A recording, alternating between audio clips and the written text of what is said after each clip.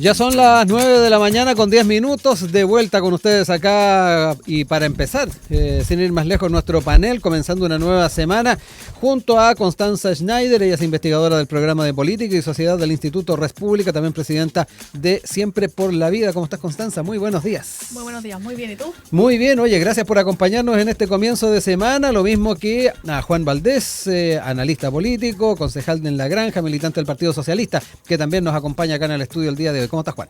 Hola, ¿cómo está Rodrigo? ¿Cómo está Constanza? Buen día a todos nuestros audio televidentes. Exactamente, porque ahí tenemos diferentes plataformas involucradas en nuestros programas. Oigan, vamos a ir de inmediato a los temas que nos convocan el día de hoy y ya lo decíamos, vamos a entrar un poquito en esta polémica que se ha estado dando en cuanto a liderazgos de carácter local con lo que tiene que ver con la gestión de gobierno.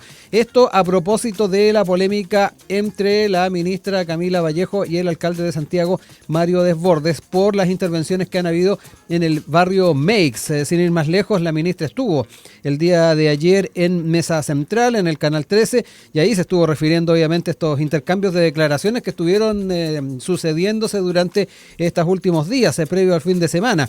Recordemos que en un principio la ministra había señalado que los operativos que estaban ocurriendo en el sector son una decisión política del gobierno y que la gestión no empezó de cero en enero de este año. Sin embargo, el alcalde de Santiago replicó que la vocera miente abiertamente, quieren subirse a esto, me parece estupendo, pero que digan que es un trabajo entre el municipio y este gobierno. Frente a ello, la ministra respondió que el trabajo de intervención en el sector viene al menos de 2022 y que con los municipios ha trabajado permanentemente en barrios específicos, en calles específicas para ir logrando no solamente mejorar los controles de detención, sino que cierto tipo de criminalidad o comercio ilegal que afecta también en consecuencia al barrio Meix. No sé de dónde viene esta disputa de protagonismo, a mí no me interesa eso, aquí yo he dicho algo totalmente cierto, las intervenciones que se vienen desarrollando en el territorio, en el barrio Meix, son del Estado. No sé si el alcalde puede sentirse pasado a llevar con mi declaración, pero lo que estoy señalando no es mentira, es real. Parte de lo que fue estas declaraciones de la ministra el día de ayer en Mesa Central, y bueno, quiero quedarme un poquito con la conversación con ustedes. Este es un hecho puntual, particularmente del barrio Meix, el trabajo que se ha estado realizando, pero de todas maneras esto invita a hablar un poquito de lo que está pasando también en el resto de los territorios. Constanza, parto contigo. Cuéntame un poquito cómo ves esta disputa que se ha estado dando. Sí, bueno, yo creo que esto es parte de la política que a la gente no le gusta ver. O sea, estamos viendo disputas entre alcalde de Santiago, la ministra vocera, que se empiezan a pelear por quién está haciendo la pega al final. Y la gente lo que quiere ver es resultados, no ver peleas a través de declaraciones en los medios de comunicación de quién está haciendo las cosas y, oye, yo lo estoy haciendo y no, tú no estás haciendo y yo sí. Yo creo que esa política infantil de tratar de buscar el liderazgo o el reconocimiento finalmente es parte de lo que explica muchos fenómenos de la política actualmente. Que, lo relaciona un poco con el tema de las candidaturas presidenciales, que vemos que cuando existe este discurso de antipolítica tradicional, empieza a crecer en las encuestas y que también es parte de lo que vemos de este desencanto de las personas por la política, que, por ejemplo, si existe voto obligatorio la gente no va a votar, o sea, voto voluntario la gente no va a votar. Entonces, todo esto no va contribuyendo a empezar a limpiar un poco esta imagen de la política, de que en verdad la política es un trabajo, o debería ser un trabajo noble, un trabajo de trabajar por las personas, para las personas, mejorar la calidad de vida de las personas. Pero en lugar de ver gestiones reales, lo que vemos es peleas por los medios de comunicación de quién está haciendo las cosas y cuestiones más bien infantiles, casi que de dos hermanos peleando de mamá, partió él la pelea, no fui yo, él me llegó primero, como que no. Encuentro que eso es lo que le está haciendo mucho daño a la política actual y es momento ya de que se dé el ejemplo y empecemos a revertirlo. Juan, me quedo contigo y ahí también aprovecho tu rol como concejal para comprender también un poquito cómo funcionan estas cosas. Sí, efectivamente que hay una tarea mancomunada. Mira, primero quiero decirte que aquí lo importante es que el Estado se ponga de acuerdo, la política se ponga de acuerdo para enfrentar el narcotráfico y el crimen organizado. Esa es la primera afirmación que a mí se me ocurre, porque yo que soy una habitante de una comuna popular, que hemos tenido en las últimas 3 semanas 3 asesinatos por crimen violento, 4, y uno de ellos una niña de 6, 7 años. Entonces es doloroso ver cómo ocurren cosas y al final del día pareciera que lo importante es discutir respecto de quién tiene más mérito con el combate al narcotráfico y la droga y el crimen organizado. Yo creo lo importante aquí es que las cosas se hagan y se hagan bien y que se ponga de acuerdo la política para poder tener acciones que sean eficientes en función de desarticular estas bandas. Eso es lo primero que se me ocurre a mí, porque lo otro en realidad yo comparto con Constanza, esta discusión tiene poca trascendencia, sin embargo tiene un objetivo político. Porque cuando el alcalde señala que aquí hemos estado resolviendo este problema y no gracias al ministerio o no gracias al gobierno, no es necesario que él le coloque ese componente de discriminación respecto del sector que pertenece. De aquí, efectivamente, lo que yo conozco, lo he visto muchas veces, cualquier acción de seguridad que se pueda implementar, los municipios no tienen ninguna potestad. Y la ciudadanía lo sabe. Entonces, es como, ese comentario fue bien ridículo, disculpe que se lo diga al alcalde, yo le tengo harto aprecio a don Mario, creo que es uno de los políticos de derecha que he visto con muchas veces con mayor sensatez, pero a veces los cargos hacen de que se nuble el juicio respecto de ciertos actos que se cometen. Y yo creo que efectivamente todo el mundo sabe de que para poder tener cualquier intervención en los barrios, en los territorios, como le gusta decir a mucha gente, en las poblaciones, en las comunas, con temas de seguridad se requiere necesariamente articular una gran red del Estado, que fue lo que yo escuché que dijo la ministra, y que es cierto. Es una gran red del Estado.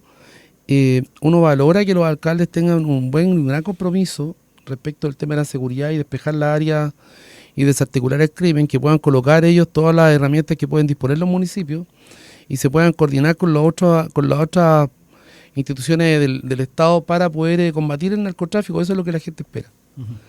Pero esta discusión respecto de que aquí no gracias al gobierno o en realidad usted tampoco lo hace todo, me parece que es una discusión que debiéramos evitar.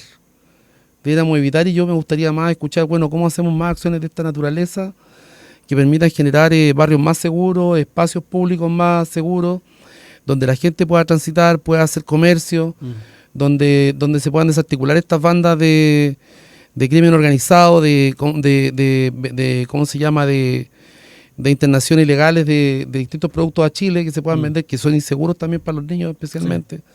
En fin, uno esperaría que se pudiera dar un debate más virtuoso y no que se concentrarse en estos debates que son poco trascendentes. Ahí yo quiero entrar un poquito, no solamente lo que tiene que ver con sincerar tal vez cada uno de los roles que se tienen en diferentes ámbitos, en este caso del Estado, porque aquí estamos hablando del Estado, tal como se ha dejado entrever en esta conversación, pero además de tener esa idea o ese concepto en torno efectivamente a lo que tiene que ver con la labor estatal, esto me trae a la mente de inmediato cuán en serio nos tomamos las tareas de permanencia a la hora de analizar políticas públicas y que muchas veces por diferencias políticas pueden ir anquilosándose o quedándose en el camino.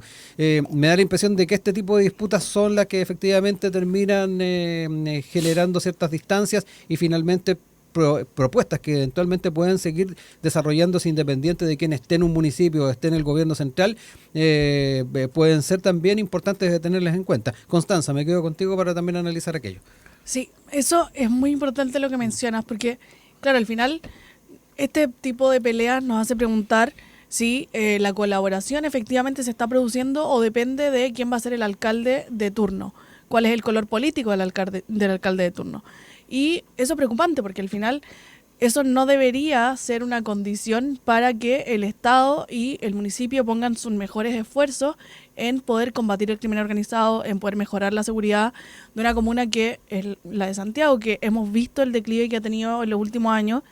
Santiago es una comuna muy linda, tiene edificios preciosos, podría tener mucha vida, pero lamentablemente la inseguridad, el crimen organizado, la suciedad que existe, la basura, el poco control que hay del comercio ambulante, han hecho que Santiago deje de ser una comuna que podamos, por ejemplo, visitar, pasear, que sea turística, no sé, un montón de cosas que se podrían hacer y que lamentablemente no se puede y cada vez se limita más porque no existe un trabajo en poder combatir la delincuencia, en poder combatir el crimen organizado o el comercio ambulante, por ejemplo. Entonces, claro, estas disputas dependiendo de cuál sea el color político, es bastante por un lado, infantil, y segundo, no le está dando seguridad a la gente de que los políticos están haciendo la pega.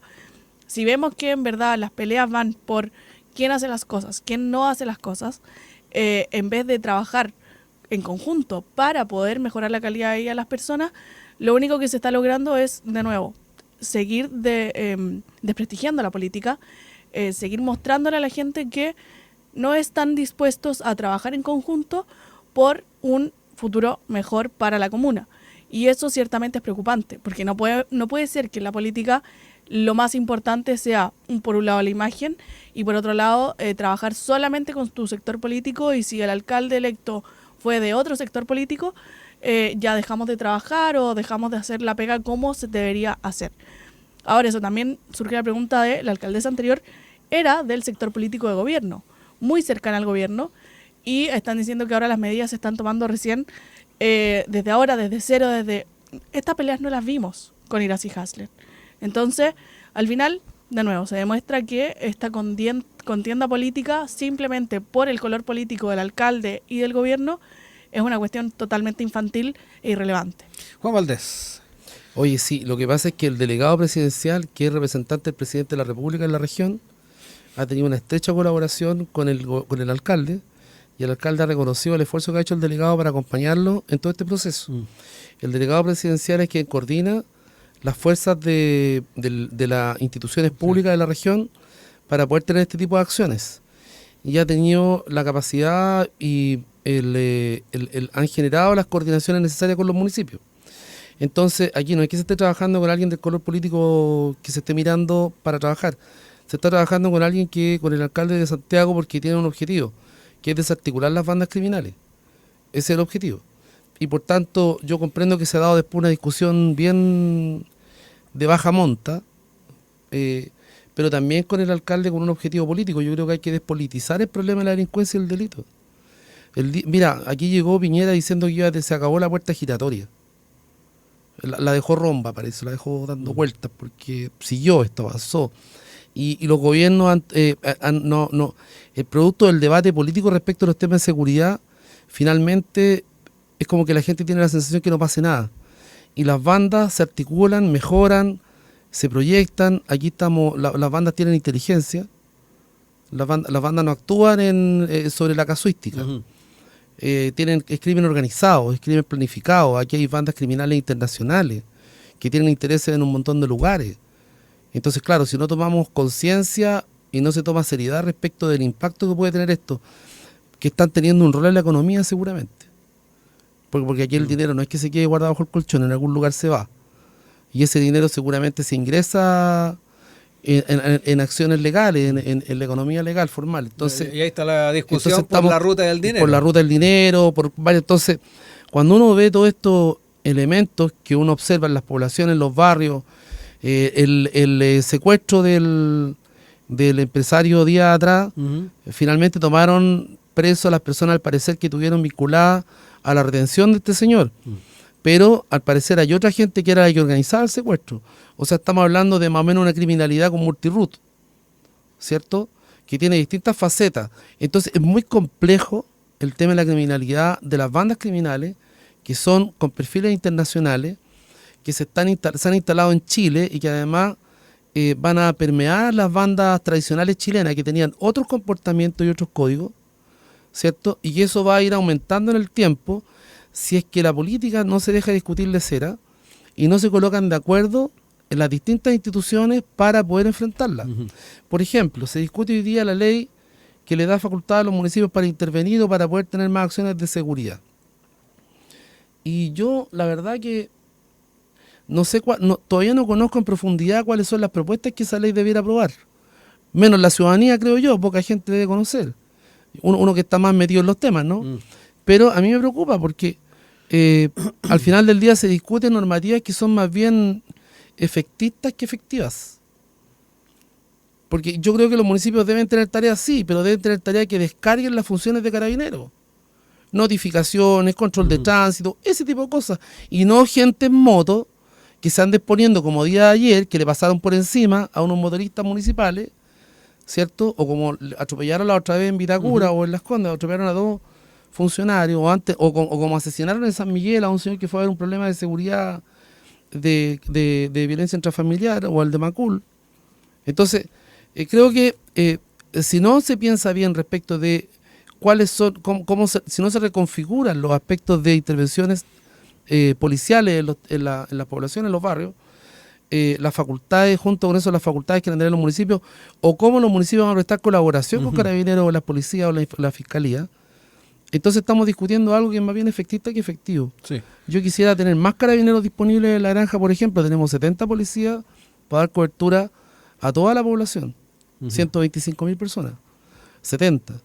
Entonces, y de los 70, cerca de 20 o 30 hacen la obra administrativa. Claro.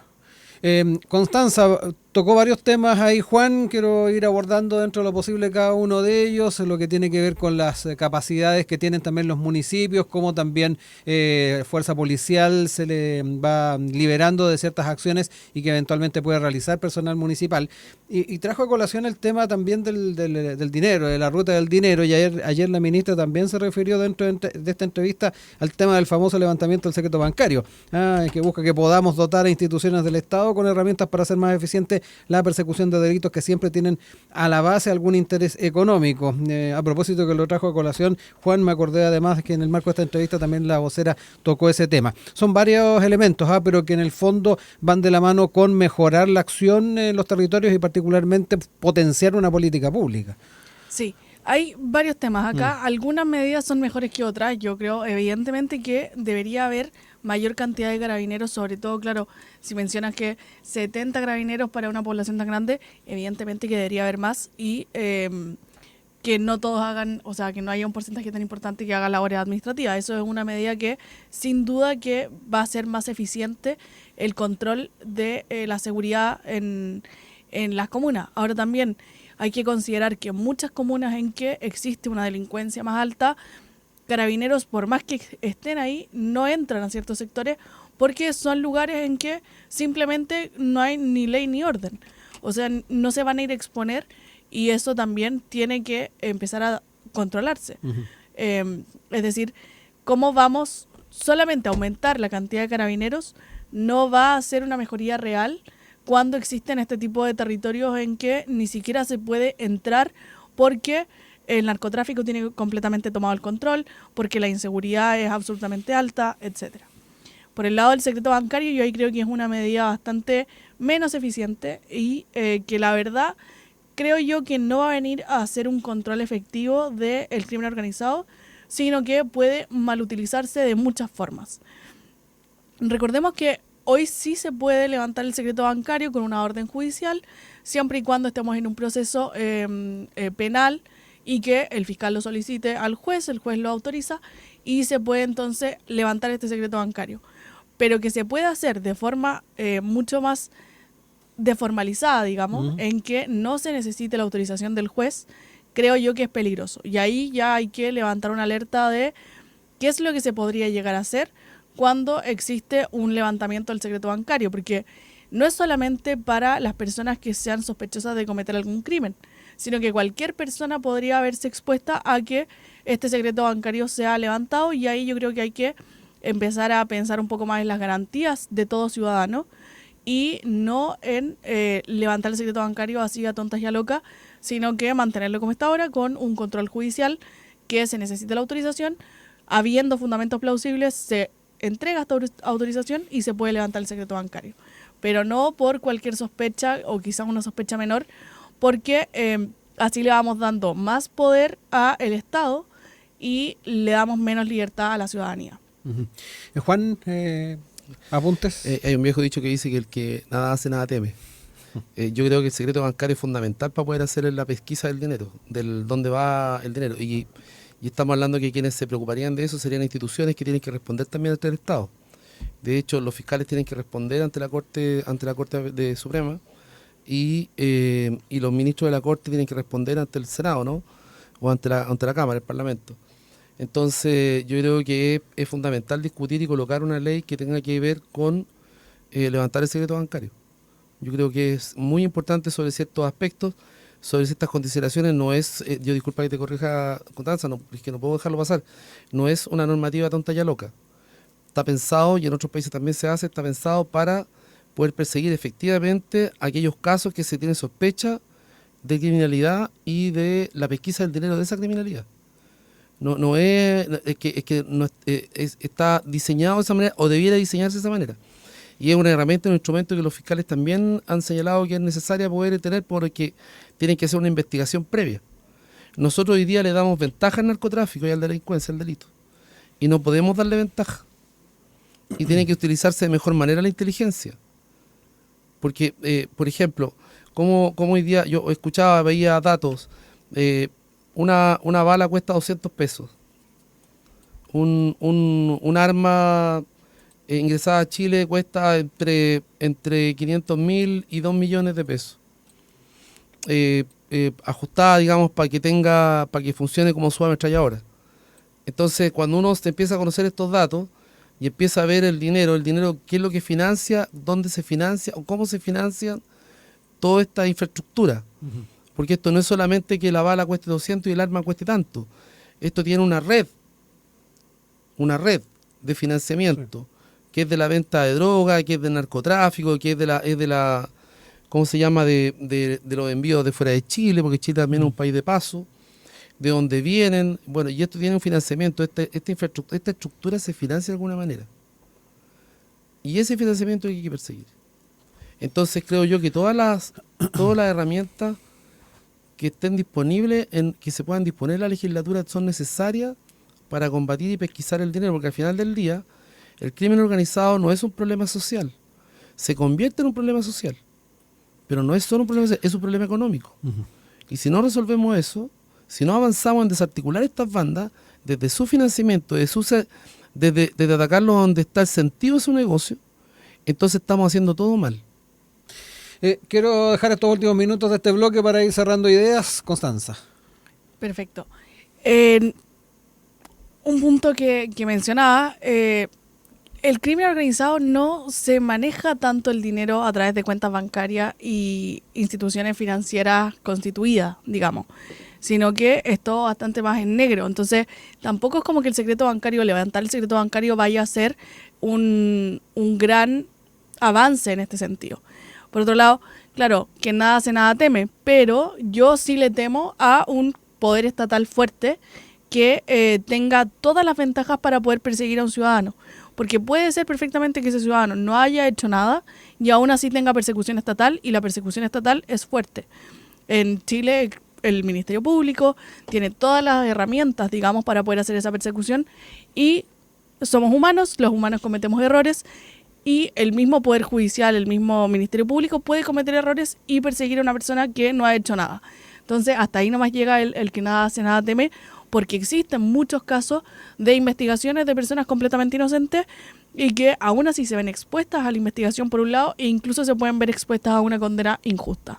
Entonces, hay que tener todas las garantías para poder evitar ese tipo de situaciones, porque evidentemente se pueden dar, por más de que sea una persona completamente inocente. Y como decía, volviendo al punto un poco anterior, de que el crimen organizado no se maneja a través de transferencias por Banco del Estado, sino que es dinero que se consigue en negro, digamos, y que se utiliza de la misma forma. Entonces, levantar el secreto bancario, claro, no sé qué tan efectivo puede ser en caso de que son personas que manejan todo este nivel de dinero, un volumen enorme, pero no lo manejan a través de instituciones bancarias. Juan, para cerrar el bloque.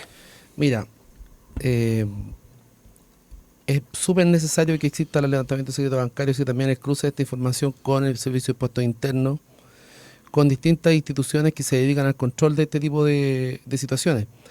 Yo no le tengo miedo a que el Estado tenga conocimiento de mis ingresos, porque al final los va a tener igual. Y yo creo que es necesario, porque el dinero, yo creo que mirar al crimen organizado de un punto de vista tan inocente es muy peligroso, porque el narcotráfico no se maneja, como todos creen, en negro se manejan algunas bandas menores, pero por ejemplo se han descubierto bandas internacionales que están instaladas y compran departamentos en varias ciudades, especialmente en Iquique o en otros lugares. El dinero está en todos lados, y eso no lo compran en negro, no lo compran en efectivo, No, lo compran de distintas maneras, especialmente con transferencias, se arriendan, se hacen contratos. Existe así como no son puros delincuentes de consumo de droga los que manejan las cuentas de los narcotraficantes. No, señor, aquí hay una estructura profesional, una estructura armada, que tiene contadores, que tiene auditores, que tiene abogados. Tienen un montón de gente que se encarga de regenerar estos diseños. Por eso es importante el levantamiento del secreto bancario, así como otras herramientas que se puedan ocupar de parte de impuestos internos y, por supuesto, también de persecución penal a través de la Fiscalía con especialistas en este tipo de crímenes y de organizaciones. Tiene que ser de otro nivel, porque la única, tú no sacas nada con perseguir a la viejita que también tienes que hacerlo, o a cualquier delincuente que vende droga en las poblaciones. Si tú no logras, no asfixias desde arriba, desde donde se generan y donde se concentra en realidad y la destrucción y el blanqueo de estos dineros, porque por algo se blanquea también la plata. Ya son las 9 de la mañana con 40 minutos. Continuamos en nuestro panel de este comienzo de semana junto a Juan Valdés, analista político, concejal de La Granja, militante del Partido Socialista, y también con Constance Schneider, investigadora del programa de Política y Sociedad del Instituto Res Publica, presidenta de Siempre por la Vida. Vamos a cambiar de tema y nos quedamos en estas figuras que están en la presidencial, los llamados outsiders, y particularmente identificados en dos personas, en Franco Parisi y Marco Enrique Sominami. Y yo les decía al inicio del programa que el fin de semana hubo en varios medios de comunicación abordaje en torno a estas figuras. Por ejemplo, Interferencia tenía una publicación, sin ir más lejos, durante el día domingo, donde planteaba el escenario de ambos y particularmente cuál ha sido el grado de presencia además en la agenda durante estos últimos días. Voy a citar textual lo que dice Interferencia, que pese a estar el primero más a la derecha y el otro hacia la izquierda, ambos tienen en común que han sido marginados de la mayoría de los debates presidenciales que se han realizado durante este año. Parisi solo ha estado en el de minería organizado por la Escuela de Ingeniería de la Universidad Católica, mientras que Enrique Sominami no ha sido considerado en ninguno siquiera. Independiente de cuánto marquen en las encuestas, estos outsiders, dice Interferencia, influirán de una u otra manera en el escenario presidencial cuando tengan la posibilidad de entrar en la discusión y por sobre todo confrontar directamente a sus adversarios. Yo les mencionaba además de que hubo varios apuntes en prensa, el reportaje del Mercurio, sin ir más lejos, tuvo ahí también una nota enfocada en Franco Parisi y con opinión de varias personas. Por ejemplo, se le consultaba a Pepe Out. Él decía o argumentaba que este crecimiento de Parisi tiene que ver con que está ausente. Aparece cada 4 años después de la lluvia, como los champiñones, y por supuesto la memoria es corta y ella es un personaje seductor. Hay un análisis de Marco Moreno también de la Universidad Central. El avance de Parisi refleja el retorno del outsider emocional, con figuras como Pablo Maltés, como Pamela Giles. Su apuesta busca captar al votante desencantado, despolitizado y emocional. Eugenio Tironi también se recogió opiniones, tiene una lógica medio trampista por Donald Trump. Digamos, si tuviéramos un trampista nosotros aquí hoy día en competencia sería Parisi. Y quiero cerrar con la opinión de Tatiana Klima, analista también, que dice o cree que él es parte de una élite. Lo que pasa es que ha sido súper inteligente en plantearse como lo contrario. De hecho, yo creo que la gran gracia que tiene Parisi es que nadie podría decir si es cercano a la gente común y corriente. Él ha sido inteligente en desmarcarse de si es de derecha o es de izquierda. Son algunos de los análisis y particularmente diagnósticos que se hacen, en este caso, reitero, del Mercurio en la figura de Parisi, pero ha habido también una revisión en torno a qué representan finalmente estos outsiders. Me quedo con ustedes. Juan, cuéntame un poquito cómo ves esto y si efectivamente a la hora de pensar en una segunda vuelta, cuánto pueden influir también estos liderazgos.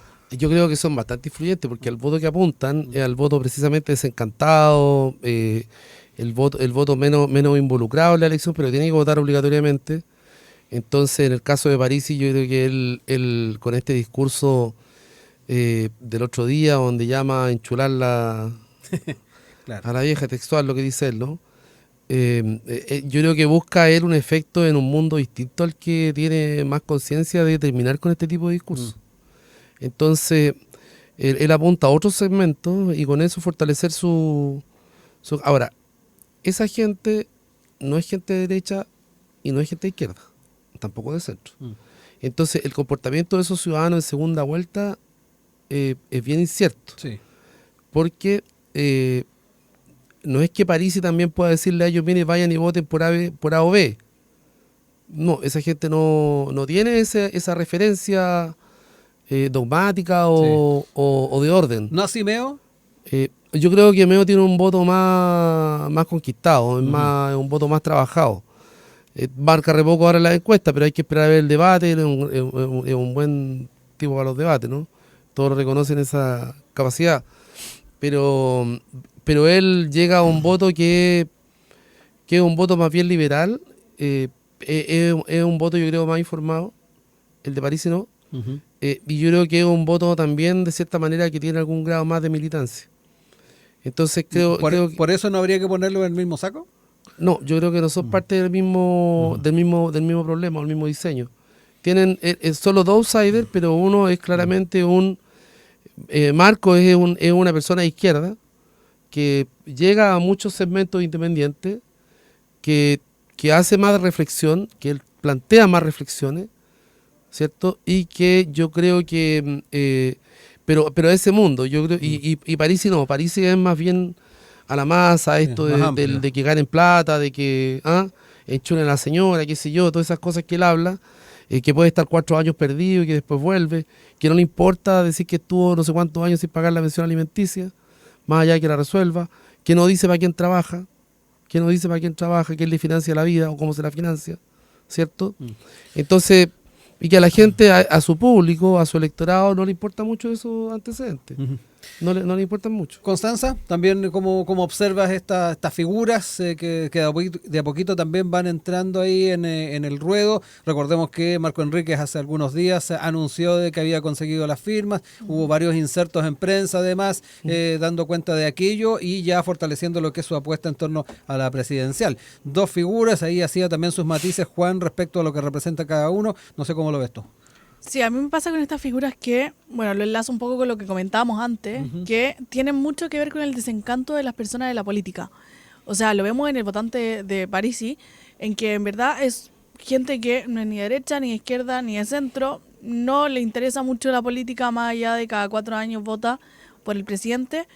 Y como Parisi tiene este discurso de ser anti-elite, anti-partidos políticos tradicionales, como anti-sistema, básicamente, lo mismo que le funciona muy bien a Milei, recordemos en Argentina, y que más o menos es parecido a la figura de Trump. Pero yo discrepo que sea una figura más bien trumpista, porque Trump pertenece a un partido que es de los más grandes de Estados Unidos, entonces no sé si lo calificaría como un outsider. Sí tiene un discurso mucho más como rupturista, digámoslo, pero no sé si calificaría a Parisi de ser lo más parecido a Trump en estas elecciones. Yo creo que no va por ahí el análisis. Ahora bien, el tema del outsider también tiene sus ventajas y desventajas. Ventajas de que, claro, puede convocar a un público muchísimo más fácil diciendo que es antisistema, como tratar de conquistar a estas personas desencantadas con la política, pero a la vez tienen, por ser parte de, no ser parte de este sistema, digamos, tienen la desventaja de que no logran o entregar gobernabilidad, y eso evidentemente que les juega muy en contra, por ejemplo, a Meo o a Parisi. Recordemos que el PDG sacó una cantidad de diputados que hoy en día ninguno está en el PDG. Claro, de hecho, el Mercurio lo resaltaba además en este reportaje del fin de semana. O sea, y sacó diputados súper variados. O sea, algunos se fueron creo que a los libertarios, otros están casi que con los socialistas. Otro con la DC. Otro con la DC. Radicales. Entonces, al final decimos ya, pero ¿qué significa o qué es lo que viene a ofrecer Parisi? Porque si sus diputados se fueron casi que a todo el espectro político, ¿dónde va a quedar Parisi después cuando tenga que gobernar? ¿Con quién va a gobernar? ¿Qué ideas va a impulsar? Porque claro, tiene un discurso anti-establishment, tiene un discurso súper rupturista, pero a la hora de tener un gobierno, yo creo que no va a poder hacer mucho porque no va a tener ni equipo, no va a tener las ideas claras y mucha gente va a sentirse decepcionada después de por quién votó, porque no van a saber muy bien qué es lo que están votando. Dentro de lo que son las estrategias políticas, y lo vuelvo a mencionar, ¿con qué precaución, con qué tómese en cuenta. ¿Piensan ustedes debería ser tomado por las candidaturas que están en estos momentos encabezando las encuestas, al menos? No sé cómo lo ves tú, Juan. Es que, mira, en la campaña de primera vuelta es una campaña muy distinta a la segunda. Todos lo sabemos, ¿no? Sí. En la campaña de primera vuelta cada uno, la pelea es por quién llega al balotaje.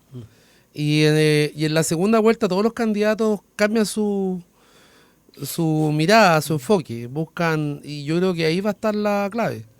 La primera vuelta, Janet Jara seguramente va a mantenerse, tratando de mantener su voto y llegar a un voto más de centro, para pasar a segunda vuelta en buenas condiciones, lo mismo que está haciendo José Antonio Cast, ¿cierto? Y seguramente Matei va a estar ahí también en la competencia. Yo no creo que, si bien es cierto, yo creo que está bien difícil la cosa para Matei, pero yo no descartaría que pasara a segunda vuelta, porque tiene un conjunto de partidos, una estructura nacional que es bien fuerte, pero puede ocurrir.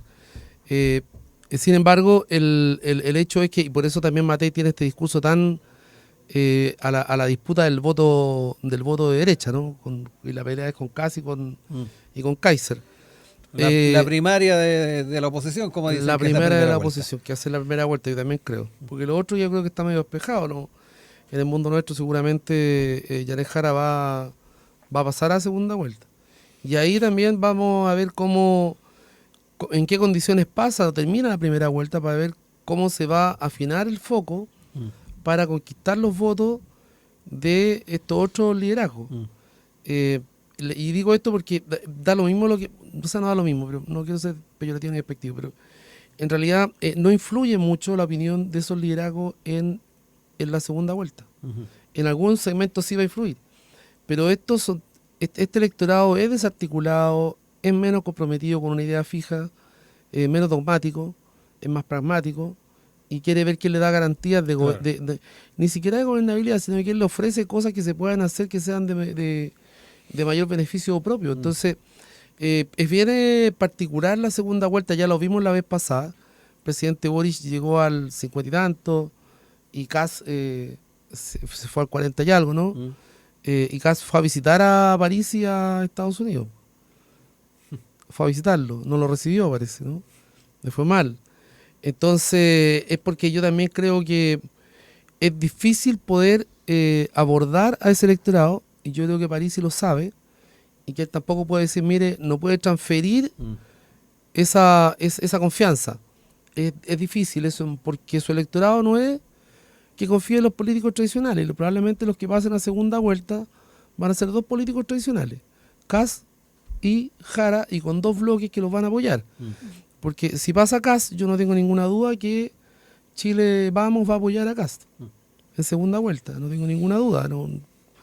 Y en segunda vuelta lo más probable es que Marco Enrique vaya a apoyar a Janet Jara, ¿cierto? Y vamos a estar ahí en una disputa de nuevo de los dos grandes bloques que hemos tenido durante los últimos 40 o 50 años de la democracia, ¿no? Que se han disputado siempre estos dos grandes bloques el control del poder. No, los outsiders no entran mucho. Yo me acuerdo siempre esto de la UF con el Rasuri del año 90, ¿no?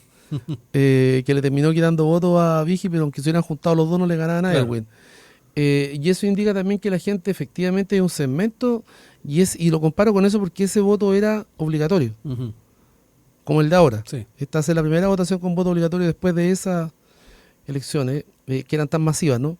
Porque además todo el mundo estaba inscrito. Lo que ocurrió después fue que teníamos voto obligatorio, pero estaba inscrita la mitad del padrón. Inscritos todos. Entonces, para cerrar nomás, siempre la comparo con esa elección porque el outsider en ese minuto era Francisco Javier Errázuriz, y llegó a una importante votación, pero no logró, entre los dos no se juntaban para poder ganar. La gente tiene otras convocatorias también, y son otros los temas que le van a hacer sentido en esta elección. Constanza, para cerrar el bloque, también, miremos esas expectativas, las proyecciones que eventualmente se pueden hacer. Ahí Juan hacía su mirada, no sé cómo lo ves tú. Sí, yo creo que las encuestas son bien claras con respecto a lo que va a pasar en primera vuelta.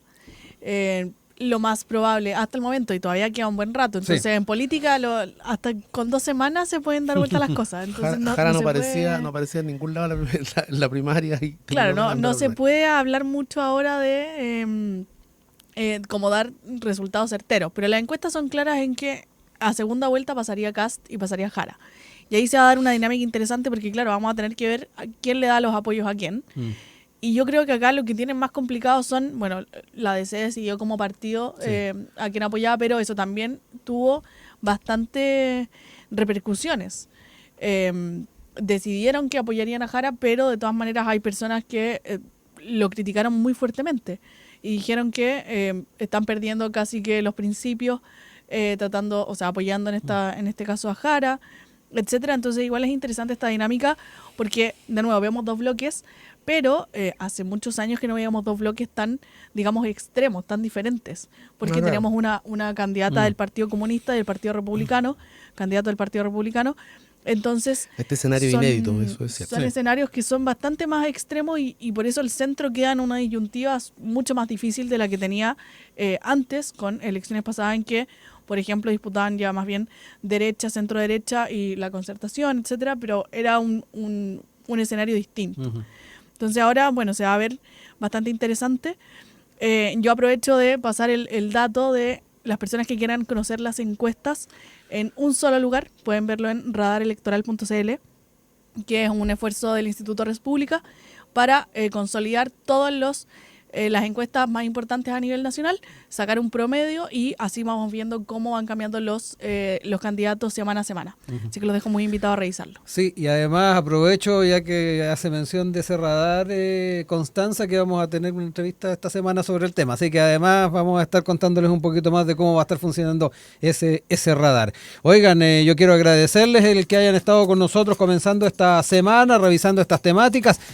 Constanza, Juan, que tengan excelente semana, nos reencontramos pronto. Rodrigo, muchas Muchísimas gracias. gracias. Saludos Chao, a todos y Rodrigo. todos. Se nos Chao, pasó chao. volando la hora. Sí, pues, pasó volando. Sí.